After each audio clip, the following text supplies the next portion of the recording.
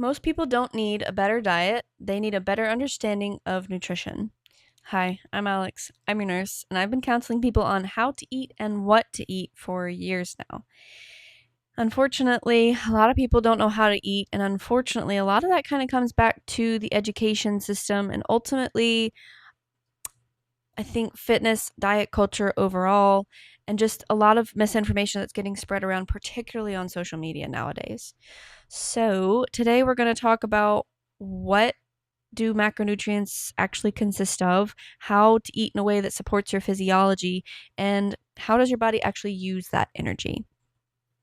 So let's talk about some stats on obesity and nutrient deficiencies to put this into perspective. According to the CDC, approximately 40.3% of US adults have obesity. Nearly 74% of adults are overweight or obese. This isn't because everyone lacks willpower. Nutrition is complicated, food environments have changed, and many people were simply never taught how to eat. I think it's really telling that we've seen such a rise in obesity as our food, big pharma, have all changed over the years. And I think it also speaks a lot to GLP-1s and why those are really taking off as well. A lot of people come in because they just don't want to feel hungry at all. And I find that kind of sad because that's a natural bodily process. But I also get it at the same time because it feels like you're constantly fighting an uphill battle to eat healthy or to understand how to. So let's talk about how to actually do that. Fruit and vegetable intake. So the CDC data, only about 12% of adults meet fruit recommendations and about 10% meet vegetable recommendations, meaning nearly 9 out of 10 Americans don't consume enough produce. And this is important because of fiber. Fiber, the average intake is roughly 15 to 17 grams for women daily, and for men it's roughly 18 to 20 grams daily. The recommendations are much higher than that. Women should get in about 25 grams per day, and men should get in about 38 grams of fiber per day. So fiber deficiency is one of the most widespread nutritional issues. And we talked about how important fiber was in the fiber episode. It helps to regulate your heart, your gut, your hormones. It's super important, and we need to get more of it in because our diet just naturally doesn't support it. It's actually kind of hard to eat enough fiber even in whole foods.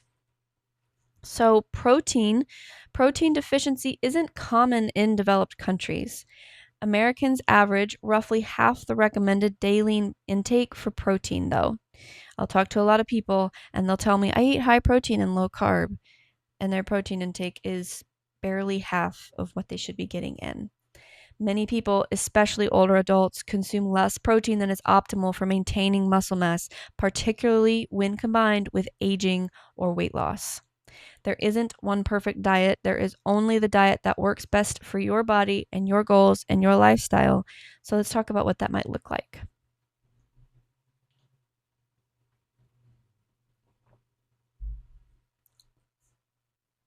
So understanding nutrition basics.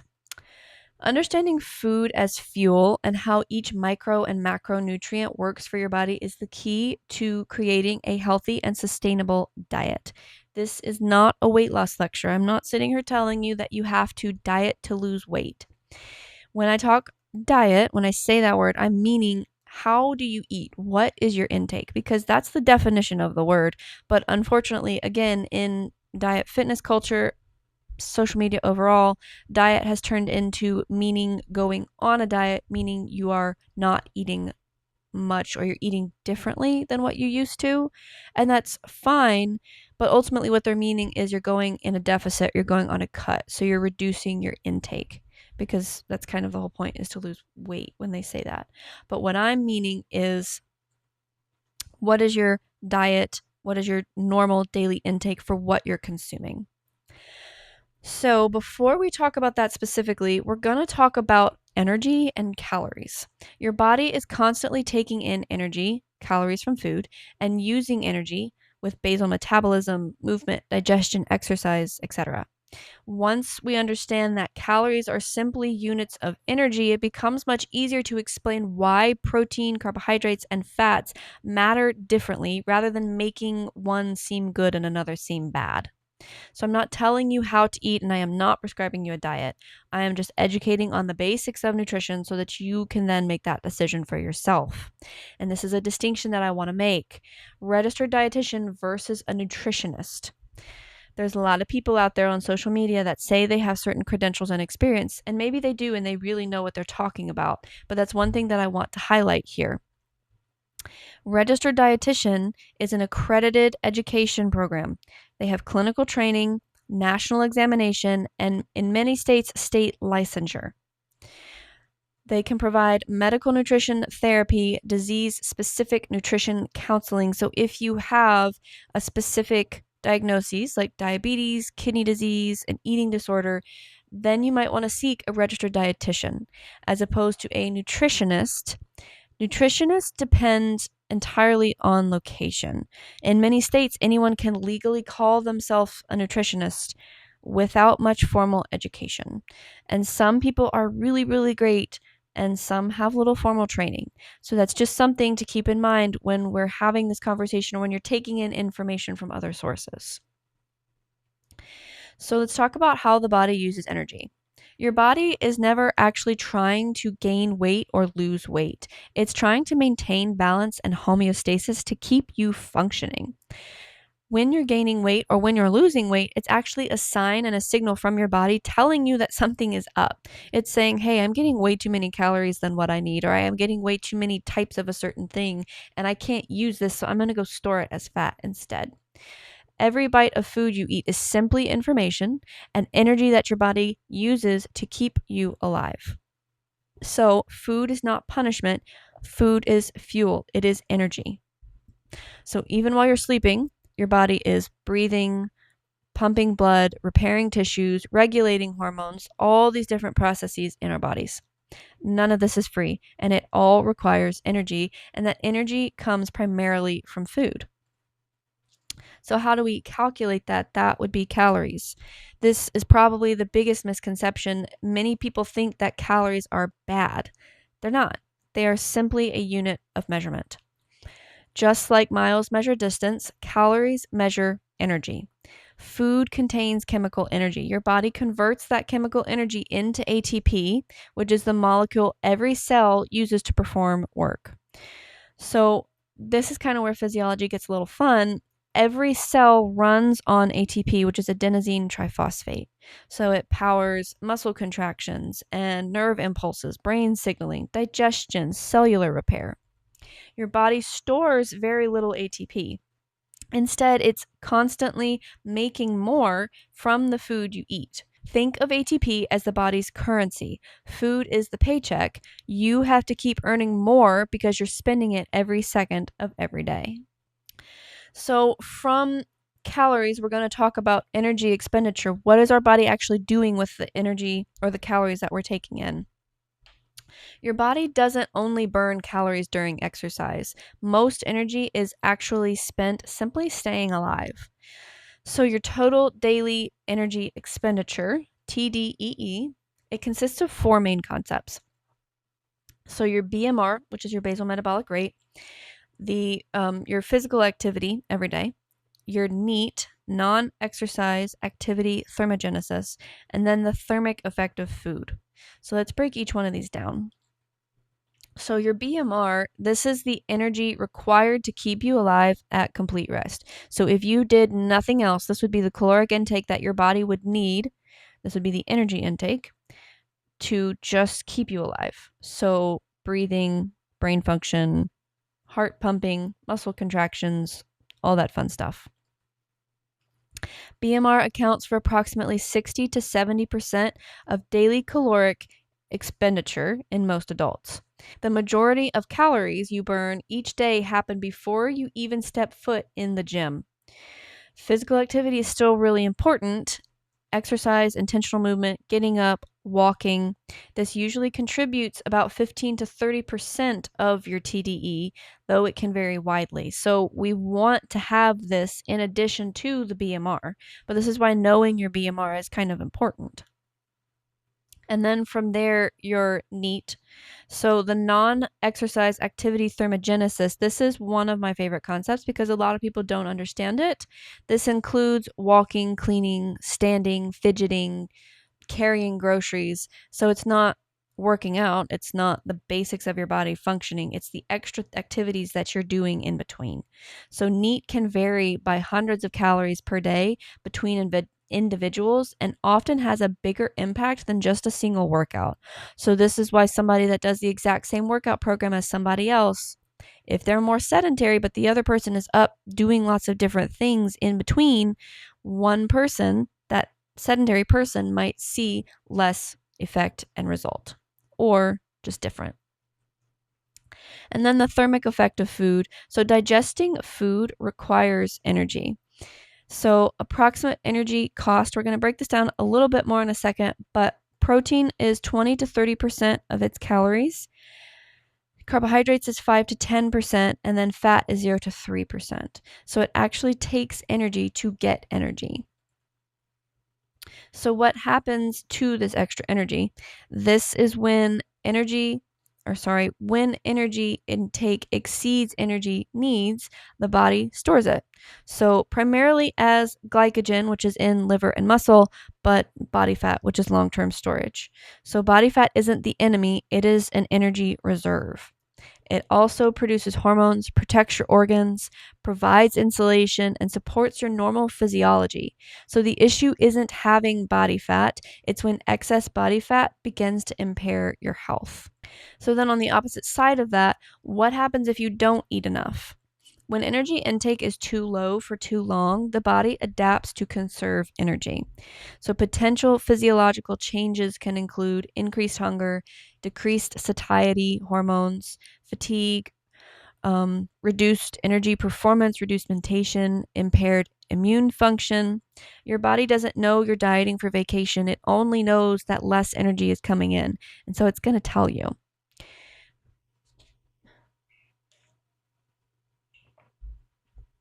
So now that we understand how the body uses energy, let's talk about the 3 nutrients that provide it: protein, carbohydrates, and fats. Each one serves a different purpose, and understanding those differences is what allows you to build a diet that actually works for you. I started counting my own macros, 6 years ago maybe, and actually understanding the concepts behind how each one impacts my body has really improved my relationship with food, but ultimately nutrition and then just health overall. So this is one of my favorite things to talk about because I think it's really important to understand. Everybody wants to count calories because they think if they're eating the smallest amount of calories, they're going to lose the most amount of weight. That's not how it works.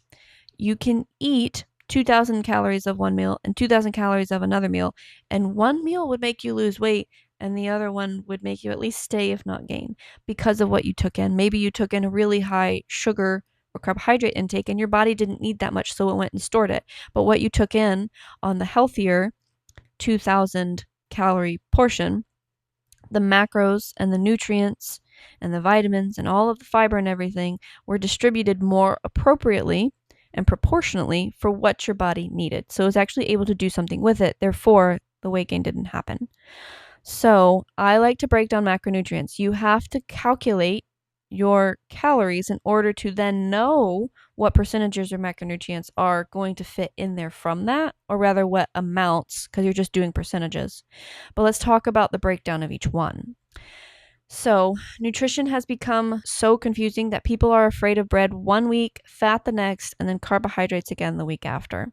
Every calorie you eat comes from one of 3 macronutrients, and each of them are important, and none of them are bad. So protein, I always start with protein, and then I go to fats, and then carbs. So protein is for muscle repair, connective tissue, hair and skin, enzyme production. Protein isn't just for muscle. Every cell uses it, and it's important to get in enough every day. It is the most satiating. It stimulates satiety hormones and it reduces hunger hormones. This is why higher protein diets often make calorie deficits easier. It often helps maintaining your muscle mass. Excuse me. And protein also has the highest thermic effect of food, which can also then help improve your weight loss or your cut or your deficit or whatever you're trying to do. So approximately 20 to 30% of protein calories are used during digestion, and compare that with carbs, which is 5 to 10%, and then fat, which is 0 to 3%. So then your fats are important because this is where your hormone balance happens. Remember when we talked about the hormone episodes with estrogen and testosterone, estrogen in particular, but testosterone too, it's stored in your fat. Your adequate amount of fatty acid and fat distribution is what helps to keep your hormones regulated. So when that percentage goes too low, you can actually start to get hormone problems. So that's why I go for protein and then fats, because you have to have those within a certain range. So fats assist with hormone balance and vitamin absorption. They're broken down into fatty acids, and fat provides a slower, longer lasting source of energy. And it's heavily used during rest, recovery, lower intensity exercise, and overnight fasting. Fat also provides essential fatty acids that the body cannot make on its own. So this is why we don't want to get too low in our sources and in our intake. And then carbohydrates are going to fill in the rest. Carbohydrates are so misunderstood. They are important. They are brain food. They are muscle food. They are your quickest source of energy, and you need them. They're not bad. A lot of people will come in and say, I'm eating low carb, and think that's going to be the answer to their weight loss journey. Eating lower carb might help from what you were previously eating, but cutting them out entirely is not necessarily safe. So, carbohydrates are although the brain can adapt to using ketones during prolonged carbohydrate restriction, under typical conditions, glucose is its primary fuel. So this is why when you go on like a keto diet or you just reduce your carbs, you'll experience increased fatigue or irritability or brain fog, things like that. So carbohydrates are stored as glycogen in liver and skeletal muscle. When glycogen becomes depleted, people often experience fatigue, poor performance, reduced exercise intensity, and some of the other things that I mentioned.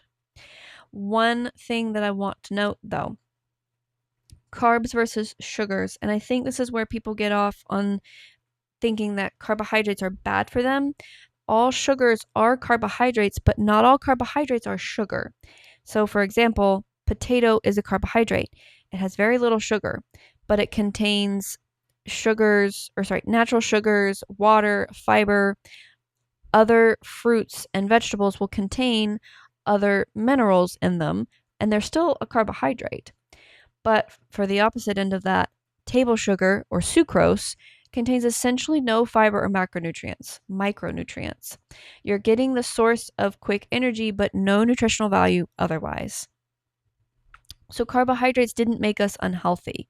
Eating more calories than we burn while replacing nutrient-dense foods with highly processed foods is a much bigger driver. So again, we're not ostracizing carbohydrates, we're just limiting certain sources of intake.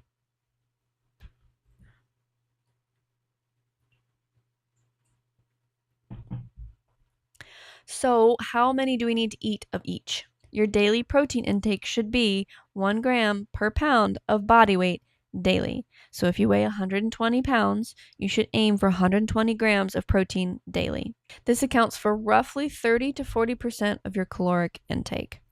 For fats, you want to aim for 0.3 grams per pound of body weight, and this is roughly 20 to 35% of your caloric intake. Going below 20% for prolonged periods can make it difficult to meet fatty acid essential needs for many people. So this is, for example, when IFBB Pro female bodybuilders, they will get down to very low body fat percentages. It's not uncommon for them to lose their period or have other hormone dysregulations. So again, body fat is not a bad thing. We want to make sure we're getting enough in, but we also want to make sure that we're within a good range that our body can actually use. So then carbohydrates make up the remaining percentage when you're calculating your distribution of your macronutrients. Your ideal distribution for these macronutrients is going to depend on your age, your activity, any medical conditions you might have. So what might work well for you might not work well for me. Like for me, I've actually started eating a little bit higher on my fat percentage than I used to because I'm trying to optimize for more hormone regulation and personally some recovery because it was just getting a little bit low.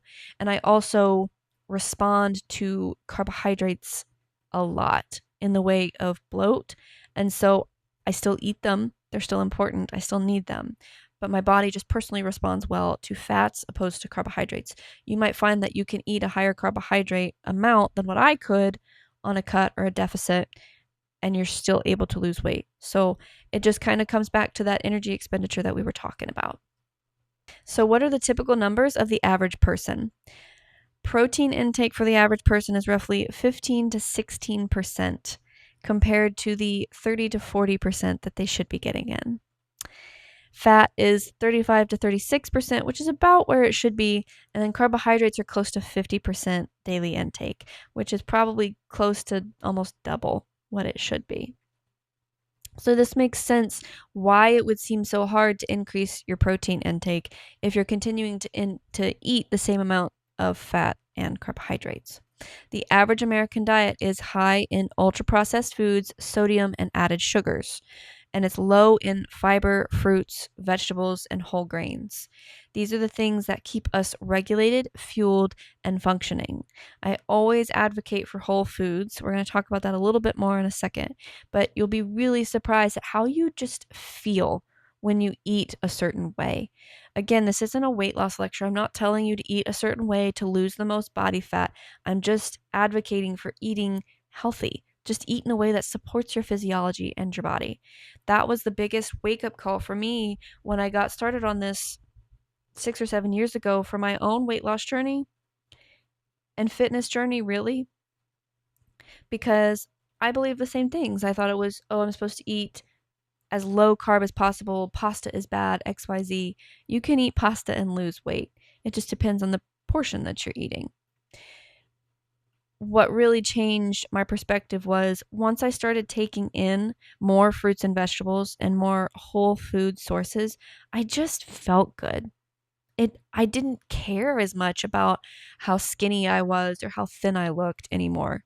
Like, sure, I don't want to be larger because it can be inconvenient if I can just speak plainly, but your gut feels better and your brain thinks better and you just feel more human and just more alive. And I just want to share that with more people. And I want more people to feel better in their own skin, even if you're not trying to lose the most amount of weight. That is perfectly okay. So let's talk about how to make some adjustments realistically. At least 30% of your plate should be protein, but probably more. Add protein first rather than just completely removing and discarding certain foods and food groups. Change the proportions. Increase the protein portion, reduce the carbohydrate portion a little bit, and maybe modulate the fat portion a little bit and see where that gets you. So, eat the smaller portions of carbohydrates and fats in exchange for protein and don't cut out whole food groups entirely. Alternatives, I always like to find alternatives with beverages or sauces, like sugar-free options or low-carb options or lower fat options, just to help limit the additional amounts that you're getting. So there's lower fat cheese options, which are great. You're still eating the same portion of cheese. It still tastes the same. You're just not getting nearly as much fat as you would. So then if you ate 2 or 3 more portions of that, you just made it even cheesier, but you didn't have as much of the fat. There's low carb tortillas that I really like, and they're a lot better now than they used to be when I was a kid. But you feel like you're eating regular tortillas and you're not getting all the additional added sugars or the higher amounts of carbohydrates that you would be. And it doesn't even feel like a loss. Like you still feel like you're eating appropriately, which is important. So from there, whole food sources. As many things as you can get from the earth or plants and animals is always best. But again, processed items have their place. So look at the label, choose something with fewer ingredients. The fewer ingredients something has, the better it is. So solid protein sources. I like to talk about this because a lot of people think that just because they're eating a protein item, it means that it's healthy. My mom gets these protein cookies and she eats them for breakfast, and they are horrible. It's like 50 grams of carbohydrates with all these added sugars, and it's very processed, and maybe 10 grams of protein. Like, that is not appropriate. Like, you need probably closer to 30 to 40 grams of protein, and then the flip of like, okay, I don't know, 20 grams of carbs, whatever her split might be. She doesn't count. But point being, just because something on the label says that it has what it has doesn't necessarily make it healthy. We've gotten into this protein craze lately, and marketing is good. I tell you what, check the label, because just because something says that it has what it has doesn't necessarily make it healthy. So, supplement where needed. I'm not saying that these things are just bad, but don't rely on them as your main source. It is supposed to be a supplement. Choose good protein sources. So, eggs, egg whites, Greek yogurt. Animal sources of protein are great. So, salmon, chicken breast, fish, shrimp, beef, if you eat beef. And then from there, supplement where you want. If you need to take in a protein shake, do it. I counsel GLP patients, and so a lot of the times we're combating their appetite suppression. So they genuinely can't take in as much food. So taking in a protein shake per day helps them get to their goal so that they're getting in their protein and they're not sacrificing their muscle. So supplementation should be just that, supplementation. We don't want to rely on that for our only source. So this is why I advocate for whole foods, because also eating fruits and vegetables daily, again, they provide vitamins, antioxidants, fiber that we absolutely need to regulate our gut. And so we need these things to help keep us regulated and help keep us healthy. Again, this isn't about weight loss. It's just about eating in a way that supports your physiology. A healthy diet is one you can follow consistently, not perfectly. There isn't one perfect diet. There is only the diet that works best for you and your body, and then ultimately your goals and your lifestyle. So instead of asking what diet should I follow, thinking that it's going to be some big magical body change, ask, can I realistically eat this way 5 years from now? That's the question that most fad diets fail, and that's why they fail. I think, unfortunately, we get into this mindset that we need to lose weight and that we need to make changes. And so therefore we have this big drastic change, and maybe we do see the weight loss. But then if you go back to eating the way that you were, you're going to start looking the way that you did. So that's why I advocate for lifestyle changes. Make these changes in a sustainable way that works for you, because this is just how you're going to eat for your life. That's kind of the whole point. I hope this helped. If it did, please consider liking and subscribing. I would really appreciate it. If you have any questions, you can reach out to me via email or on Instagram. I'm at Health Recoded Podcast. I hope this speaks to people, and I hope this helped make nutrition a little bit more approachable and make more sense to you. If it did, let me know. If there's something else you want to talk about, let me know that as well. I'll see you next week.